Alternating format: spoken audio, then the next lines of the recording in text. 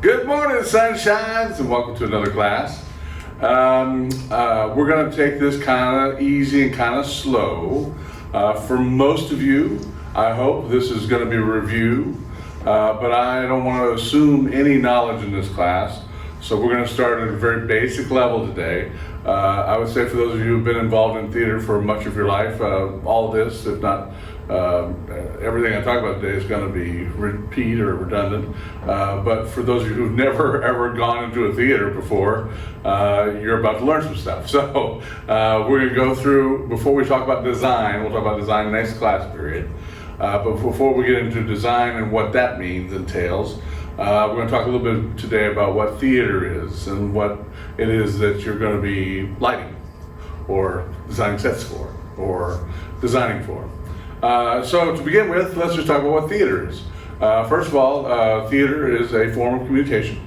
It is a way of having a message sent from a sender to a receiver.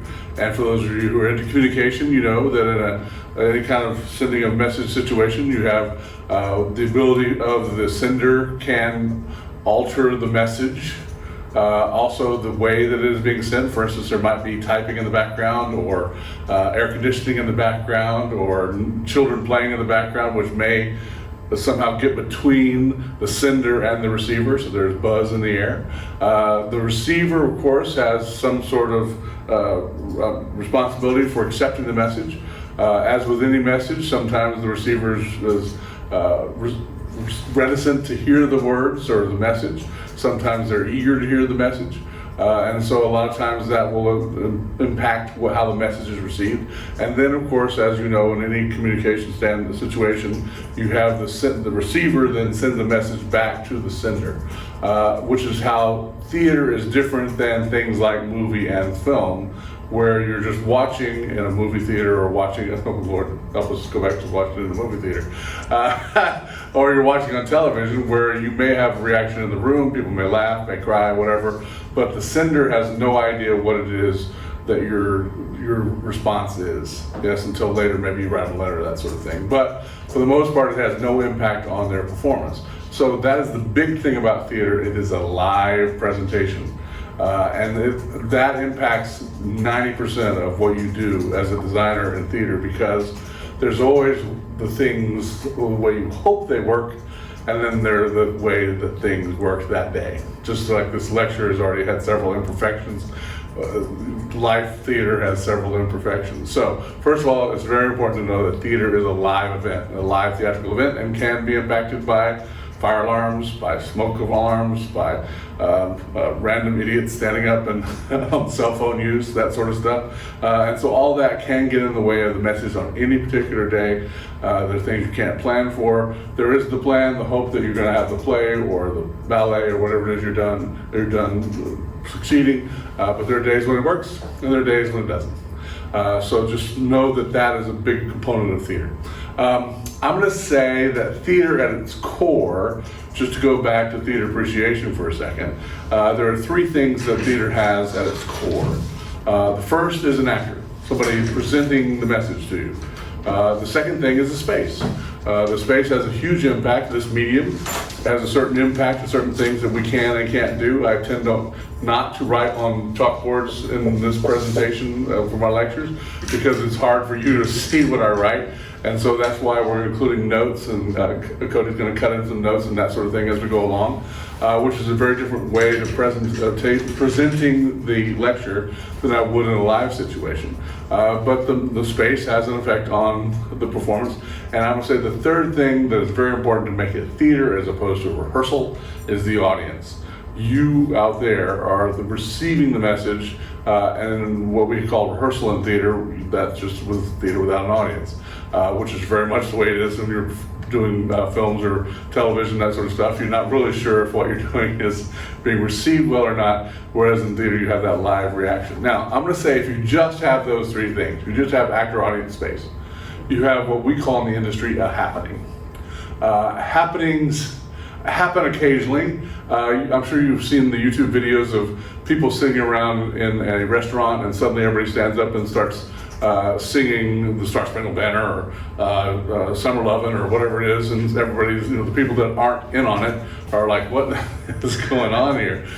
So those things can just happen. The only one I've ever been a part of, when Star Wars, the first Star Wars movie, which is now Star Wars 4, was re-released in 1999. They added some scenes and altered some scenes, and it opened on midnight on a Thursday night, so Friday morning, and a large group of people just showed up wearing Obi-Wan Kenobi outfits and Luke Skywalker outfits and Darth Vader outfits, and so there was no other thing other than actors, audiences, and spaces, and occasionally two people would start having a laser fight, and everybody would stand back and watch them, where people would start doing scenes from the play, and everybody would applaud, that sort of thing. It was just a happening. It was just a group of people there at an event. There's an actor, there's audiences, spaces, but it was very fluid among the actors and who was an audience member and who was an actor. But that's a happening, and it's a rare occurrence. Usually the two other things that most theatrical events have are a purpose, some reason for being, and a plan, some sort of plan for action. So for instance, I have my notes here ready to go, yes. I hope to present the notes in some timely manner so we're not here till lunch, but who knows. In plays, you have the script. In ballets, you have the choreography. In music, you have the songs that you're planning to sing. Again, you know, a violin string plucks or a dancer twists an ankle, God forbid, and suddenly things don't go as they had been planned, but there is that initial plan. And then again, the purpose would be the last thing, the reason you're doing the play. Now, for instance, Broadway theater, for instance, I would say 99% of Broadway plays are done to make money. That's why they do them. They're trying to profit off of theater as a business.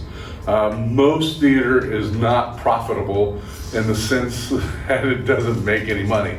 And so most theaters in most communities are what are called non-profit theaters. So why do they do theater? Well, at the Alabama Shakespeare Festival, for instance, their creed is that they are representing Shakespeare to the modern audience, which sounds very noble. But then occasionally they'll do things like taffetas, which I can promise you Shakespeare didn't write. So why do they do taffetas? Well, taffetas is a musical review of songs from the 50s, and there are a lot of people of that time period who love that type of music and will be willing to pay $50 a ticket to go see an evening's entertainment of that. And so they do taffetas to make money in order to pay for the Shakespeare, because not many people want to go see a Shakespearean play just because the Shakespeare Festival decides to present one. Yes, and so at AUM, for instance, Katie, why do we do theater at AUM? Oh, part of your course study. There you go. Well, we're teaching people, right? That's why we're doing it. We'd like to make money. We'd like to entertain the audience. There's a lot of things we'd like to come out of it, but the reason we do theater at AUM is to educate. Now, one of the things I try and help have my students understand is we're not only educating the actors and the designers and the technicians, we're educating the audience. If you go see a movie and it says the movie, again, back when we go see movies again, the movie starts at 7:30, if you're lucky, if you've only got 30 minutes of previews and it starts at 8. Yes, you show up at 7:50. In most movie theaters that start at 7:30 as the said time, you're going to be okay. You go to a theatrical event, it says it starts at 7:30. By God, at 7:35, it's going. You've had the announcements, you know, welcome, here's the exits, wham bam, thank you ma'am, we're off and running. Right. And so one of the things we have to do is educate the audience that has been trained by going to movies that movies start later than the announced time. In theater, we start at the announced time. And so when we have people dragging in at 7:45 or 8 o'clock, it upsets the actors, which I understand. This is perfectly natural because they've missed part of the play, and of course your best part of the play has been done. But you were training the actors and we're training the audience just as well. So one of the major reasons we do theater at AUM is to train performers, actors, technicians, that sort of thing. Yes? All right, let's just talk about different types of forms of theater. First of all, you can lighting is necessary for things like television, movies, all these other places, venues. The problem is that the lighting for camera is just different than the lighting for film, and is just different than lighting for live performance. So we don't have time necessarily in this class to go through all that. Just know that there's a thing called white balance for video that is a very different thing than live theater. Live theater, your eye, the human eye, automatically white balances to whatever the situation is. We'll talk about that. We'll talk about color coming up. But for the most part, we're going to stick to live performances. So the type of forms you have, obviously you've got dramatic pieces like Romeo and Juliet, yes, play that is done, Shakespearean play.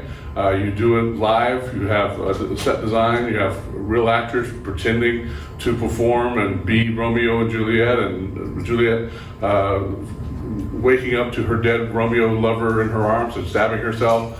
That's the play, yes? Now, you also have comedies. I'm going to say that if Juliet had woken up 2 minutes earlier, yes, with Romeo still alive, he hasn't yet taken his elixir, Romeo and Juliet could well have ended happily and be a comedy. So it doesn't take much to make a play, between a play and a comedy and a tragedy, but they're lit different. They just look different. They have a different feel, different attitude. If you've ever seen a comedy from the movie from the 50s and 60s, they're just brighter. They're less moody. Dramatic pieces have, very dark silhouettes, and you know when you're watching a scary movie because it's scary lighting.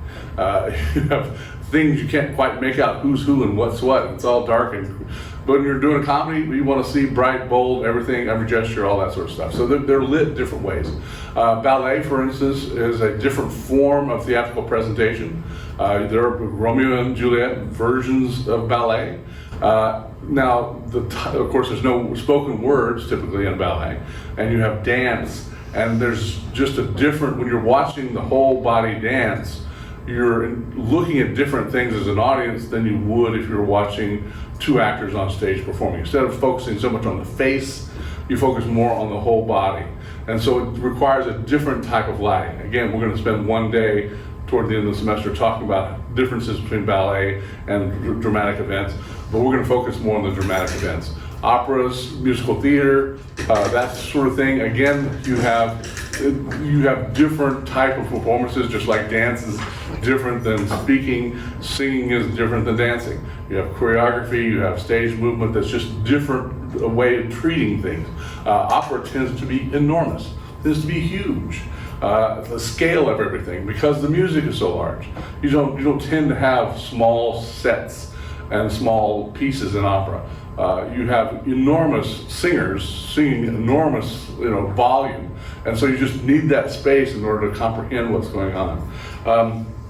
You would also have spectacles, things like Vegas shows, things like museum pieces. That's a spectacle. It's just things you go and look at. It's not necessarily, you don't sit there and watch hours of it. You just go and pass through, like you go to Six Flags and see the presentation at Six Flags. You mostly cool off while you're there. You go see the Hall of Presidents at what is it, Disneyland, Disney World, one of those things.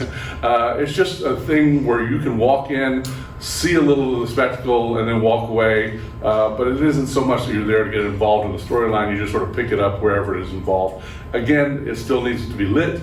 It's a little bit different though in the approach and in the result than you would find necessarily if you were going to light just a dramatic piece. Again, in this class, I'm going to take you through step by step how to light a dramatic piece. We'll talk a little bit about toward the end how we might alter those things for those other types, forms of theater, but for the most part, we're going to just stick to dramatic pieces in the class. Cool? Cool. All right, let's talk about the way the audience can see a show. One of the things that will affect how you light the show is where your audience is. Again, you're not lighting the show for the other actors on stage, you're not lighting the show for the camera, you're lighting the show for the audience that's sitting around the theater. The most basic style of presentation is what's called proscenium presentation. Proscenium presentation is where you have the actors on one side of the stage and the audience on the other side of the stage, and neither the twain shall meet. Usually there is this physical separation between the audience and the actors called a proscenium arch, which is the architectural division between the audience and the stage. And that oftentimes is very decorative. It's gilt to one of the Troy University's got little gold columns in it. But again, more modern versions of the Alabama Shakespeare Festival has a fake brick on the prosceniums. I mean, you probably didn't even notice the proscenium because they're so far out there. Usually they just bring in black curtains of masking to limit the size of the space, but that's called a proscenium space. The second type that has become very popular, especially in America in the 20th century, is what's called a thrust stage. A thrust stage is where the acting space actually moves out into the audience and you have audience on 3 separate sides. Now, the thing about thrust staging as opposed to proscenium stages, in proscenium stages, the audience can see the entire stage. It's like looking at a picture frame. Once you take it and thrust the acting space into the audience, the actor gains in importance because it becomes more, the actor gets closer to most audience members, and the scenery and the lighting take a little bit step backwards. We're going to talk about the 4 layers of lighting, visibility being the first and the most important. I would say in a thrust situation, visibility becomes even more paramount because less and less of the scenery can be seen to support that.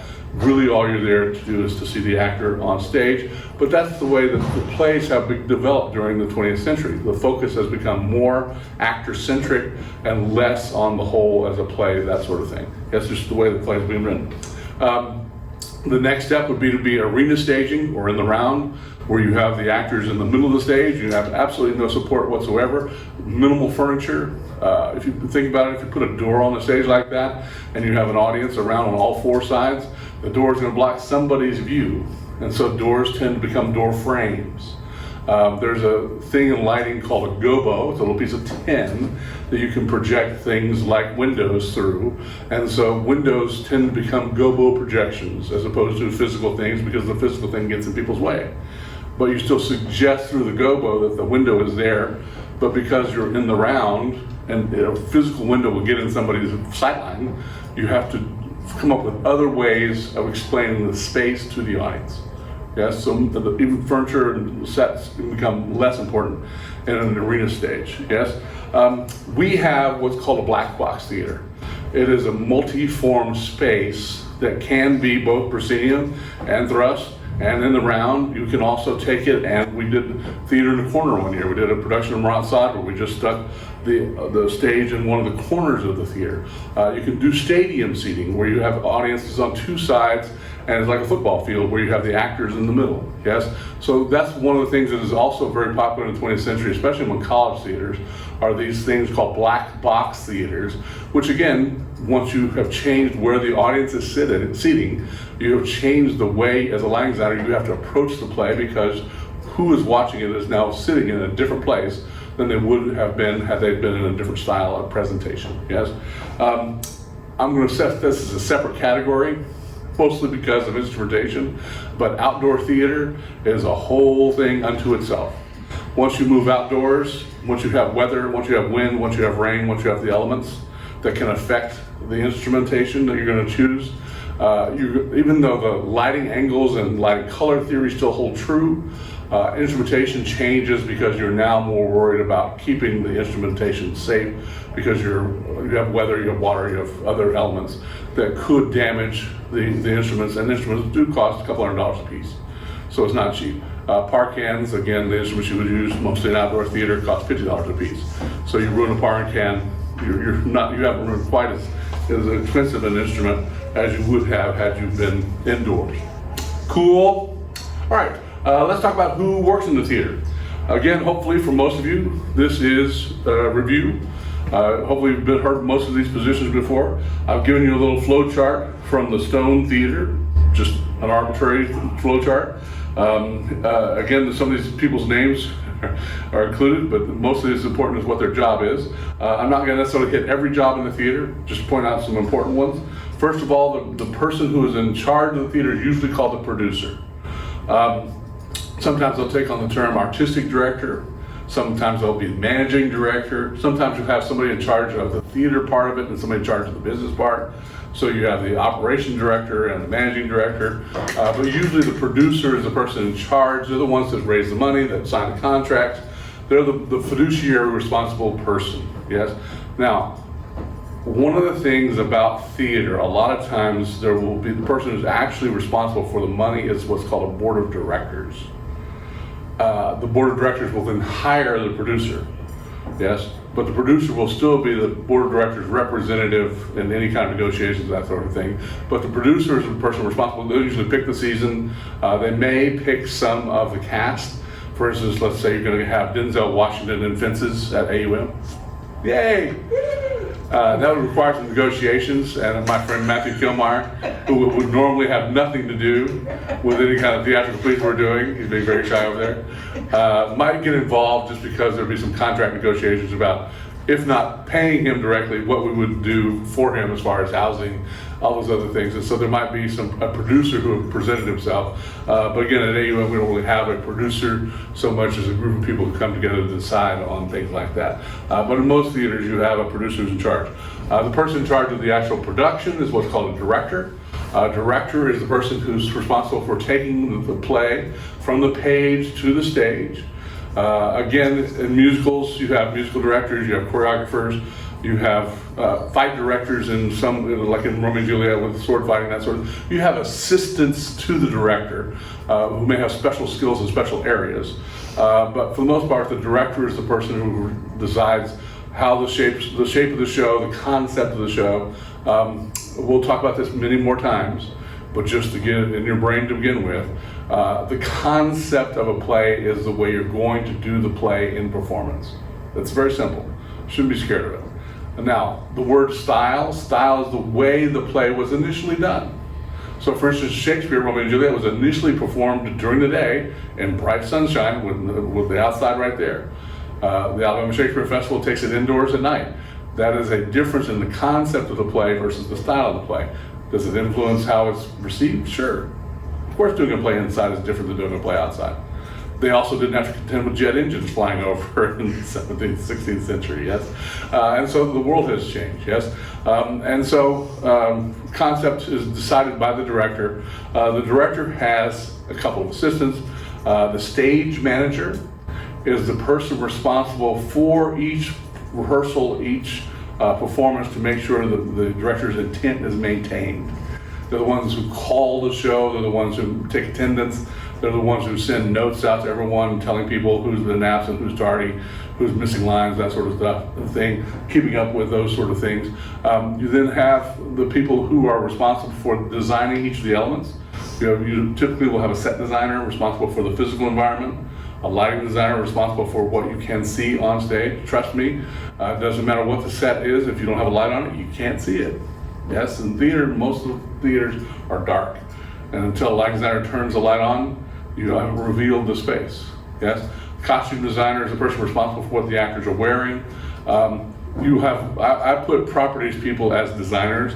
Prop is anything the actor carries or touches. So for instance, right now, these glasses are props. Just to make it easy, right now we'll talk about this again, but set dressing are things that just happen to be around the set. So for instance, I've had 2 props so far. These pieces of paper, this wobbly, these glasses, things, until I touch it, now this has become a prop, but until I touched it, this was a set dressing to make it look like we're in a classroom. We're not really in a classroom. Well, we're really in a classroom. Anyway, you don't know, you don't care. Anyway, so those are your design teams. The thing about the director, the designers, of course the actors, the people on stage that you see, the performers, the dancers, that have taken the direction and wearing the costumes and doing the performances of the play. Understudies are actors who will have trained somewhat in the roles and will go on if there's anybody that's injured or sick, that sort of thing. But all those people are hired on a per show basis. And so once that show is over, in theater terms, even though they're very low down on flow charts, the stage manager and the technical director tend to be very connected to the producer, because those people are the highest ranking staff members who are there all the time. The technical director's specific job is building and maintaining the set, but they're also often put in charge of budgets, time, money, personnel, whatever the budget is. The technical director is the person who's responsible for making sure that budgets are not exceeded, or at least not exceeded by much.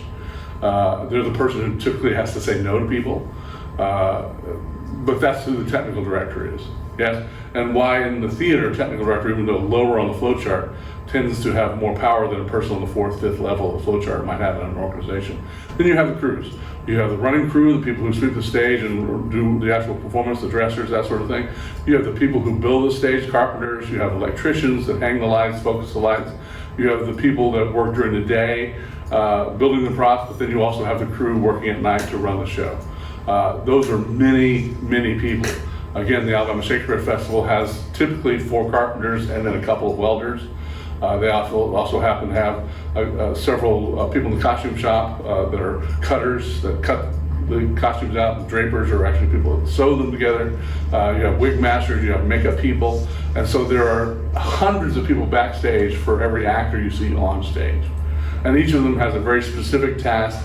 And oftentimes we will have this thing called a production meeting, where we get together to discuss the production at hand. And during that production, things are divided up. So for instance, let's say you have a character with glasses. Hey, I got a character with glasses. Who is the person responsible for the glasses? Is this a prop? It has been, until I put them on, and now I have to wear them, and now they're a costume. So is the costume designer responsible? Is the prop person responsible? That's one of the things that you decide during a production meeting. The costume designer may say, I will take care of Mike's glasses because he has to use them and see, but Dr. Kilmar's glasses are just for fun. They're just clear glasses. You don't actually have to see with them, and so that becomes a prop that we're going to let them do. Canes, watch fobs, there's any number of things, earrings, headdresses, there's any number of things that could be both. You have a character on stage that packs for the night, gets in a suitcase and puts clothes in it. Are those clothes costumes that they wear, or are they just props that they just arbitrarily throw in the box? Again, during the course of the production meeting, you talk about all those things, yes, and who's going to be responsible for them, so you don't have, 2 people doing the same thing. You don't have 5 sets of glasses suddenly appear at the first take, that sort of thing, yes. All right, let's just talk about several definitions of several things. I'm going to go through these pretty quick. Just if you need to stop and replay, you can. But the lighting designer is the person responsible for organizing and creating the light plot for the show. The light plot is just a piece of drafting that shows you where the lighting fits on the stage. You'll also be responsible for the paperwork with that shows you things like what colors in the light, what kind of lamp is in the light. A lamp is the light bulb that's in the light. You'll have different types of wattages, so a 500 watt bulb obviously is brighter than a 250 watt bulb, which is brighter than a 50 watt bulb. Again, we'll go through each element of these things through the course of the next couple of weeks because it's just you need to know, and better to know and not need it than need it not know. The assistant to the lighting designer is the person responsible as the assistant. Oftentimes they'll be responsible for the drafting, but also if things change during a tech rehearsal, for instance, you have decided to hang another light, you have to redo the paperwork then. And the assistant lighting designer will be the person usually responsible for going through and redoing all that paperwork so that all the numbers match up. They'll also usually be the person who goes and does what's called cut lists, where you take the paperwork and you figure out how many cuts of 33 gel you need. A filter or a gel is a piece of plastic that is colored that you put into the instrument to change it from blue to pink to purple. Those gel or filter numbers, because blue could be any number of colors, 80 blue specifically is primary blue, for instance. And so if you want the light to look primary blue, you cut a cut of 80 gel and you stick it in the frame. Yes. So the assistant lighting designer will often go through and create the cut list so that you don't have to go through and cut one by one. You can say, I need 8 cuts of 80 blue to fit into a 6-inch frame. Yes. And so those are the type of jobs that assistant lighting designers have. Again, the light plot we just talked about, we'll go through that much more specifically as we go through the class. But the light plot shows everyone where the lights fit on stage. A section is a drawing that, and Cody's going to give you a little close-up here, but it's from a side view. You take where the audience is and where the actors are on the stage. You see in this particular section, the audience is what's called raked, angled, and the stage is flat. For those of you who are new to this, downstage in theatrical terms is toward the audience. Upstage is away from the audience. Because in the 17th century, 16th century, it used to be the opposite. The floor was flat and the acting space was raked. And so when you walk toward the audience, you're literally walking down a rake, an angled stage. But it has flipped, but the terminology remains. Again, let's go through these. Lamp is the light bulb. An instrument is what you call a fixture. We're going to go through several types of fixtures in the course of the class, but there are a good half dozen different types of instruments. An instrument schedule, again, is just a list of all the lights, where they hang, where they're plugged in, what their dimmer number is, what their patch number is. Control board, usually nowadays you're going to find computer control boards. Sometimes you'll still find manual ones out there in certain high schools, that sort of thing. But the nice thing about a computer control board is you can what's called soft patch it. You can just type in the flow of the electrons into the computer. If you type in 17, it knows that 17 is 25. None of that makes sense at the moment, but it will. But that's what's called a patch, is a way of taking the light instrument that may have one number and plugging it into a circuit which may have another number, and then assigning a channel which may have another number. Again, none of that makes any sense right now, but it will over time. But a channel is different than a circuit. The circuit is the actual plug in the wall. The channel is a number that you make up in order for your brain to make sense of individual lights that are hung up there. But you're going to have the light number that is given on the instrument schedule. You'll have the circuit number that's up in the grid, and then you're going to have the number that you assign to the light, so that you can control the light without having to think about what the instrument number is, nor the patch number, nor the circuit number. Yes. Again, soft patch is the way to do it in computers. There are several types of lighting positions. Beams tend to be horizontal above the head, especially in proscenium spaces. Those are called beams. Slots tend to be openings in the walls on the sides in front of house. You've got trees, which are basically rolling poles. They're on the side of the stage. You can have those are without the lights, it's called a boom. Once you put a light on it, it becomes a light tree. You can also have them hanging down from the electrics. The electrics are usually assigned poles in the rigging system. But when you have a ladder come down, that is from the electric above. A counterweight system is a way of raising and lowering drops. Lighting instruments, again, we're going to spend a whole day on the counterweight system. You have a whole series of pipe battens that come down that you can hang stuff on. Again, a boom is something on the ground. We talked about filters. Cable is a way to plug the lights in. The cue is the collective lights look. So for instance, this is a light cue right now. If we were to turn the lights off, it would change the look of lights because we turned them off. That would be a light cue. Again, you can pre-program those cues into a computer board so that all you have to do is hit a go button, the operator does, and so they've already been figured out ahead of time. A change from one light cue to another can happen over a time, and if it happens, it could be immediate. It was a blackout, it goes to black. It could be immediately lights on, or it can fade, is what it's called. And the little bars that can raise and lower the lights on the board are called faders. We're going to talk about a specific style of lighting the stage that's called the McCandless system. Stanley McCandless was a professor of lighting at Yale University back in the 20s and 30s. And he developed this system of lighting that provides 180 degrees of lighting. And we're going to learn this system in this class. It's just like learning how to draw. Once you've learned how to draw, you can create your own style. But it's important to know the rules, what the proportions are, where things should be. Then you can alter that, yes, to your own style. But I'll teach you the McCandless system, and then once you get out there in the real world, you can use McCandless or you can not. At least you know there's a system to fall back on if you can't come up with something. Anyway, McCandless system is involved in what's called an area. An area is about a 10-foot circle. There you have front light, side light, down light, and back light in to create that 180 degree envelope.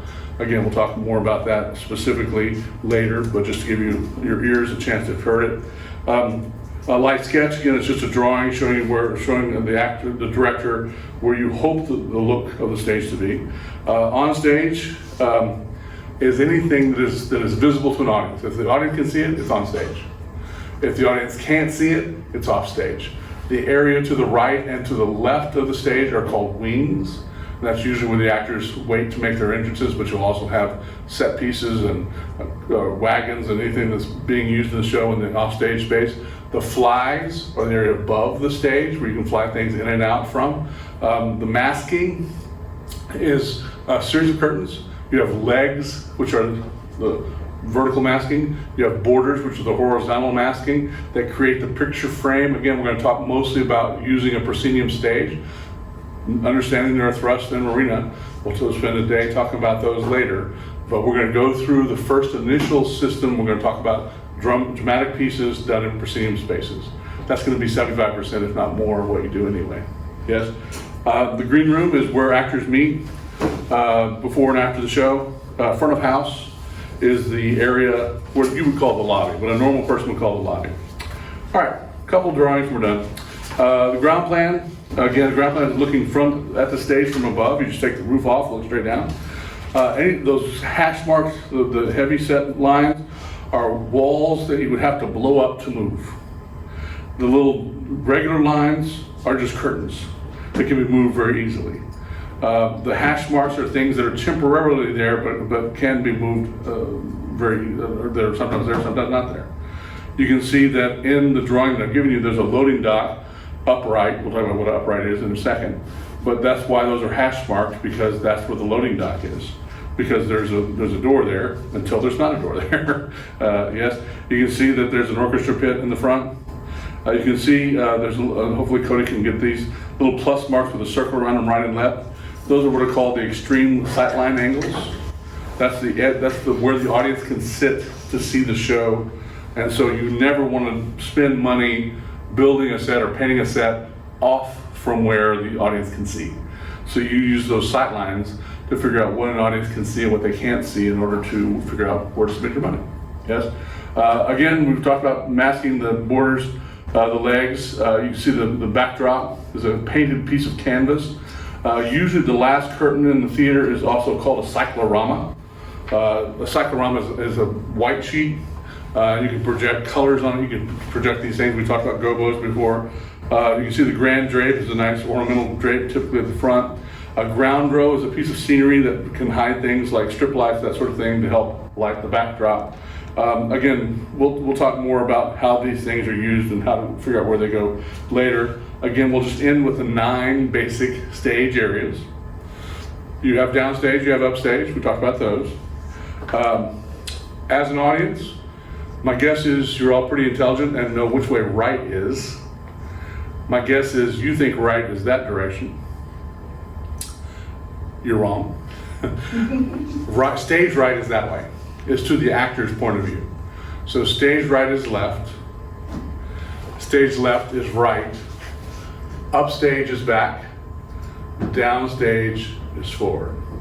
So the 9 basic stage areas are center, center, down center, up center, stage right, stage left, up right, down right, up left, down left. Makes a nice little grid of 9 areas. Again, if you've been in theaters, it makes perfect sense. If it's the first time you've ever heard it, you are now confused as all get out. Yes. Last thing, when you fly something down, you're flying it in view. And when you take it up, you're taking it out of view. And so on the fly systems, down is in, out is up. Because if I say fly it down, people are going to think you mean to go that way, when I mean to go that way. That's down. So down is in, out is up. Yes. Forward is down, back is up. Right is left, left is right. Other than that, you got it. You got it. You got it. All right. So we're going to spend a lot of time in this class learning, taking the steps that you need to take to begin the process of drawing. Now, drawing is a language just like speaking is a language, like writing is a language. You were not ready to write Shakespeare nor ready to read Shakespeare the first year you learned the alphabet. Yes. Now, some people respond quickly to language. Some people are going to respond quickly to drawing. Some of you is going to be like pulling teeth. But nobody has, unless you have some sort of injury to your hand, you have as much as Picasso had. You've got 10 fingers, you've got 2 hands, you've got a piece of paper, you've got a pencil.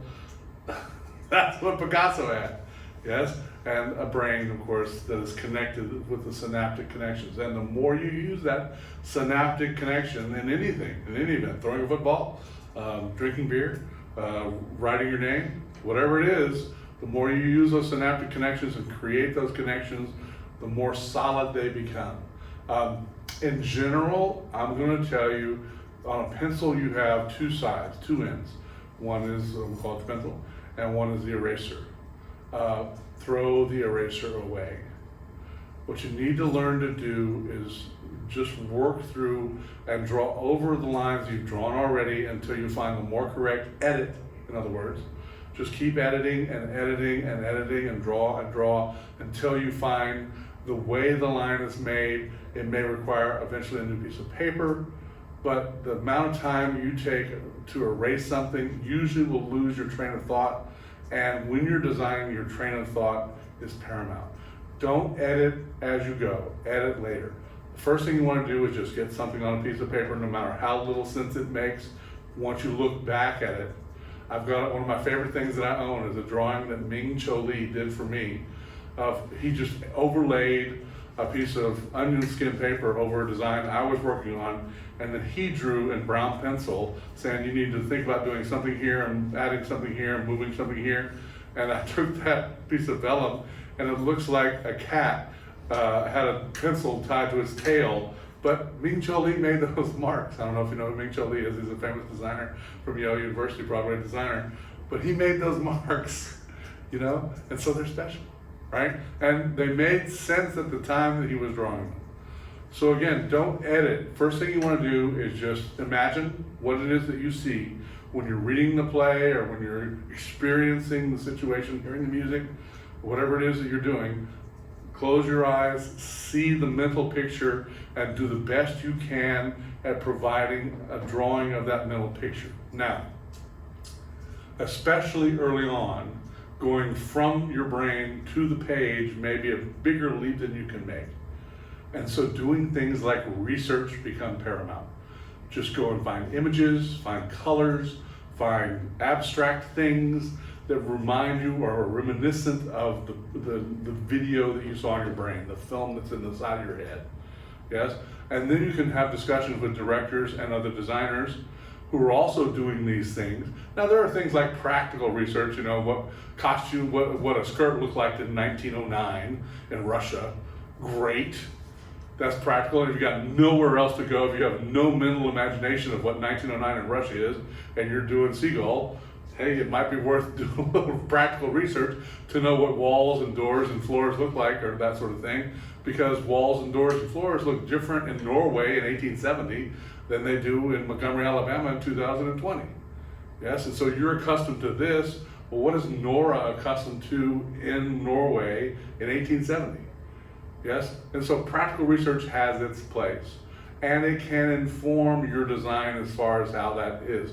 And as a lighting designer, let me just put it this way. If you have lived your whole life in Montgomery, Alabama, the world looks different in different places. If you've ever seen a picture, and again, the problem with a picture of someone from Maine or Massachusetts they may have taken of sunset or of the snowfall, there's this wonderful stuff in the world. There are these little white flakes that come out of the sky that sometimes accumulate. It's called snow. A lot of people in this world have a lot of snow, and they have more snow than they have sunshine.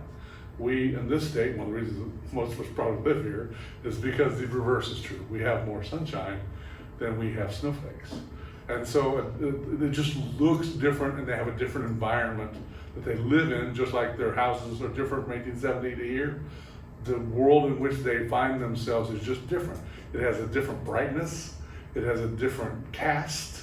If you've ever been out during a hurricane, get inside, first of all. But if you've ever seen the sky and how green it is during a tornado, that sort of thing, there's an atmosphere that just is different. When there's a tornado coming, you know, or a hurricane coming, it's just a different sky. than it is when the sun is out and everything's nice and shiny. Yes? And so those people live in a different environment. Doing some research, I'm not saying you have enough money to fly to Norway, but you can certainly do some research as far now. When you see a picture that has been altered by the photographer, it's also been altered by the printing process, and you have to take that into account. Yes, because somebody in the printing process may have said, oh, the sky's not blue. I don't know if you know the story of the lander, the first lander on Mars, sent a picture back from Mars the first day. And in the USA Today, there was this picture, it only got about halfway through scanning, and USA Today posted a picture that said, first picture from Mars. And the sky was blue and the ground was brown and everything looked like it was on Earth. And then it got scanned over to where the American flag was. And in the scan, the American flag was orange and black and gray. And everyone went, what's wrong with this flag? Well, nothing was wrong with the flag. They had just programmed into the computer that the sky was blue. Well, on Mars, the sky ain't blue. But the flag is red, white, and blue. So they said, okay, you know what? We don't know what color the sky is. That is red, white, and blue, now print it again, and that came back with the Mars sky that we know, that's all orangey red, that sort of stuff, and the dirt's orangey red. Yes? So you have to take into account that the medium may have interpreted what you're looking at, and what you're looking at could be wrong. Yes? So always be wary of research that you didn't yourself take or experience. Just a warning there. But anyway, you need to get accustomed to this mental practice. And again, sometimes just take the design element off of it. Just sit around next time you have nothing to do. All those times you got nothing to do. And just think about things. Don't look at the TV. Don't try. If you're not good at drawing your mental pictures, draw a cup. Draw stuff out there just to get your hand used to drawing, sure. But once you've gotten accustomed to drawing that, just draw what's in your imagination. Draw what you see. Yes? Make sense of it later. Yes? But just draw what you see. Now, one of the things we're going to talk about much later is having symbols. As a designer, as you're reading through the play, for instance, Twelfth Night has a lot of what I'm going to call water imagery in it. Everybody is very liquid, but also, and so it just feels right to be watery colored. Yes? If you design a production of Twelfth Night and it doesn't have blues and purples and greens, teals, if you're all red and orange and that sort of stuff, in my estimation, unless you have really good reason for it, you probably missed the mark. Nothing necessarily wrong with those colors, but when they're standing on stage talking about all this water imagery and you're presenting to them aridness, you're juxtaposing those two. Now, if that makes some sort of statement, great. Yes, if they're talking about how sweet the world is and you've got nothing but sour stuff on stage, it tends to work best if you augment what's going on stage verbally. Yes? And so read the words, find it from the text, and then take your understanding of the text and take it through research, take it through your drawings, take it through your sketches. And again, just start little, just sketch the little stuff, or start big. Robert Wilson is a designer that just does light and dark. He doesn't decide walls or windows, that sort of stuff. He just does light and dark. Just big old sketches of, I want a big old black thing over here and a big old white thing over here. I'll figure out what those big old dark things. I saw a production that he did of When We Dead Awaken. And there was a big old dark thing over here and a big old light thing over here. This thing became a mountain, this thing became the sky eventually. But the initial sketch was just, that. And light over here. That's for the scene. So just get the image out onto the paper, into the world, and then you can discuss and edit and review and talk about and suggest alterations, changes, or just go with it. Say, absolutely, that makes perfect sense. All right, that's enough for today. We'll talk to you more tomorrow.